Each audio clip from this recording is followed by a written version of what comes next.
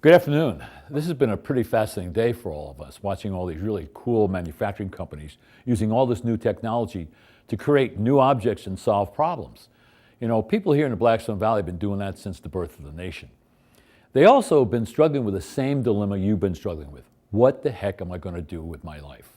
What kind of career am I going to pursue? How am I going to find a work environment that excites me and also allows me to make a difference? And what kind of skills am I going to need to be successful? Those are all powerful questions, tough ones too, and there are no easy answers. Fortunately, you're growing up here in the Blackstone River Valley, where America's journey to industrialization began.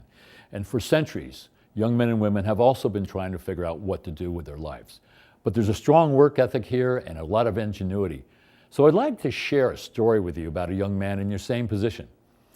15-year-old teenager, a veteran mill worker at 15, incidentally.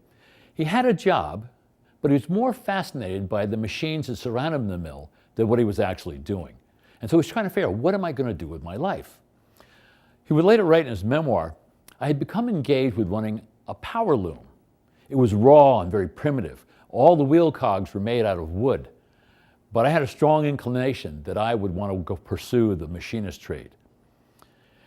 He had heard that there was a great opportunity working for Samuel Slater in Pawtucket in one of his shops, that there was a possibility of an apprenticeship opening up.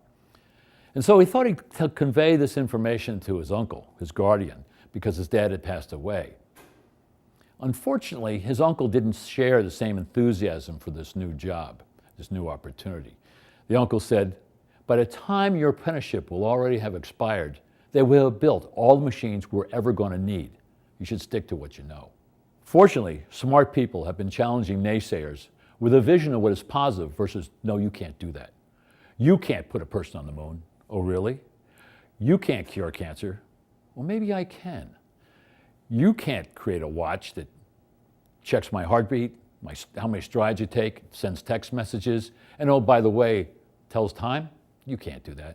Well, check your Apple Store in about a month.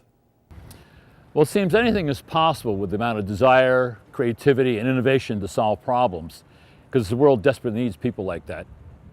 We're here on the campus of WPI in front of the Washburn Building. Interesting enough, that young teenager I talked about, Ichabod Washburn, one of the major industrialists of the 19th century, so successful that he built this university. He wanted to create an environment for young people to push the limits of knowledge, find new ways to solve critical problems.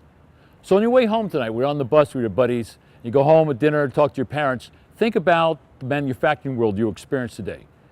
Our planet is very small. Our problems tend to be global. We desperately need workers who are creative, energetic, thoughtful about the problems we have, and are willing to try new things to solve them.